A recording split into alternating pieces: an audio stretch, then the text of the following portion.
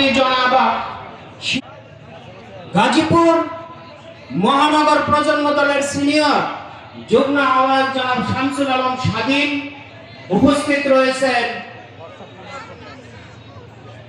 গুনাবাড়ী metro থানা বিএনপির senior সহসভাপতি জনাব রফিকুজ্জামান রফিক, উপস্থিত রয়েছেন বিভিন্ন অঙ্গ ও সহযোগী সংগঠনের নেতৃবর্গ এবং আজকের এই মত বিনিময় সভা সম্মানিত সভাপতি, সম্মানিত অতিথি জনাব ইদ্রিস আলী সরকার এবং কোনাবাড়ী মেট্রো থানা বিএনপির সংগ্রামী মঞ্চে উপবিষ্ট রয়েছেন মা বোনেরা, সকলে আমার সংগ্রামী শুভেচ্ছা ও সালাম গ্রহণ করবেন। আসসালামু আলাইকুম ওয়া রাহমাতুল্লাহ।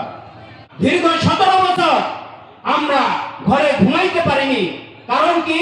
কারণ হচ্ছে যে এই বিগত ফ্যাসিস্ট আওয়ামী সরকার আমাদেরকে সেই আমাদের অধিকার হরণ করেছিল। আমরা ধানের শীষকে বিজয়ী করে এই গাজীপুর এক আসনে 35 বছর পর আমরা এই আসনটিকে উদ্ধার করে সংসদে পাঠাবো এবং আমাদের প্রিয় নেতা জনাব তারেক রহমানকে উপহার দিব।